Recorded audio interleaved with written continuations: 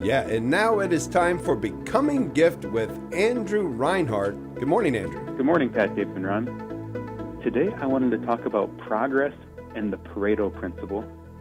One of the most common lies that people struggle with when they're looking at growing in health or wellness or overcoming something in their life is they say things like, I don't have enough time.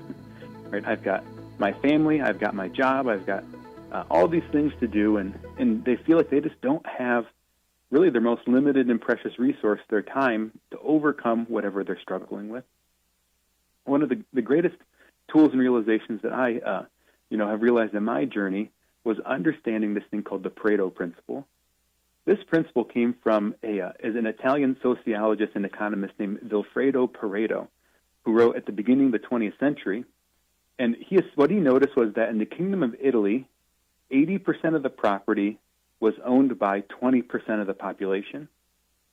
So this is sometimes called the 80-20 rule, or the essential idea is that some small percentage of any given thing leads to 80% of the results, or some high percentage of the results. Another way, if you flip this principle on its head, is sort of the rule of diminishing returns. So you might think of the more you work in one single area, the more you sort of start driving toward a limit where the amount of progress you make will diminish little by little by little by little. So when I realized this principle in my own life, what it helped me to do was to apply this principle in such a way to realize that if I did sort of the 20% most important things in each area, I could end up getting 80% of the results. Right? So instead of maybe working out 4, 5, 6, 7 hours a week, maybe I could figure out a way to work out 10 or 15 minutes a couple times a week and get maybe 75% of the results that I would have if I would have been living in the gym. Or maybe there's a way that I can, apply a few kind of key essential principles in my diet, and that can help to manage or regulate my weight. And I don't need to, live some really precise, rigorous diet lifestyle. But just by applying a few simple ideas, I might be able to get pretty good results. These principles, what I realize is there's certain things in the realm of health and wellness that you might think of them as big levers, right? Things that can cause big movement, big shifts, big changes in your life. And there's other things in kind of the health and wellness space that are more on the periphery, more like medium-sized levers or little small levers. And when you're kind of digging into the space and learning about it and listening to podcasters or lectures or reading books, sometimes the people you're learning from don't help you distinguish, what are those big levers? What are those things that you can push and pull on in your life that will get big changes versus what are the more minor levers that, while might be helpful, might, make a little bit of a difference, probably isn't going to change the big picture.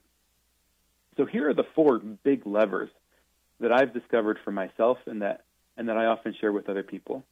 The first one is relationship. You can push it toward connecting with other people or pull it toward solitude. Solitude is a state of being connected with God and connected with yourself. So even solitude is kind of a relational state. It's not a being alone, it's being with yourself and God versus connection, friendship. This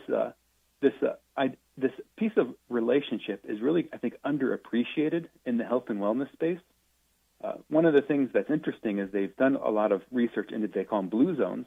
They're areas where people have, unexpectedly high lifespans, and they sort of look at these people's lifestyles. And one of the most common factors they find in these blue zones is that these people are very relationally connected. They spend a lot of time with friends.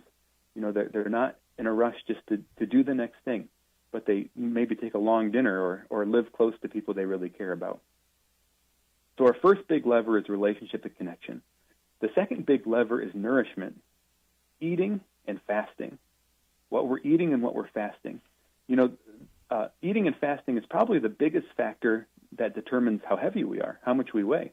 There's an old adage that we can't outrun a bad diet. You can't outrun a bad diet. So this is another big lever. Another big lever is movement, exercise versus rest. You push it towards exercise, things like walking, lifting weights, doing cardio, things of that nature. But on the other hand, if you pull that movement lever toward rest, you have to sleep well, we have to know how to Sabbath, and we have to know how to rest and let our body heal. And then the final big lever, is labor. Labor. This is the foundational command that God gave to Adam and Eve to grow and to till the garden. So in this, on the one hand, we have, if you push the lever, you have, I think, really meaning and purpose, right? The sense that I'm accomplishing something in the world. And when you pull the lever, you have to face, how do I face difficulty and challenge, right? How do I manage stress? So in this realm are things like creativity, productivity, facing challenge, and growth. So these 4 domains, relationship, nourishment, movement, and labor, I think are the big levers in our life. And then, there's a lot of small levers that people talk about, things like the sauna or essential oils or supplements or, all these other things that people, I think, can focus on in the health and wellness space. Well, they could be good or bad. And, of course, before making any change, we should always consult with our doctor or another, professional in that realm. These things probably aren't going to make a massive difference in our life. But these big domains like relationship, nourishment, movement, and labor are going to make big changes in our life if we make and focus on the right principles in those areas. So for the next few weeks, I actually want to dig into each one of these 4 principles and kind of apply this Pareto principle and help kind of identify what's the 20% that will get us 80% of the results. Well, I love that. Pareto Principle. Yeah, I'm looking forward to hearing more of that in future installments. Andrew, always a gift to have you on Becoming Gift. So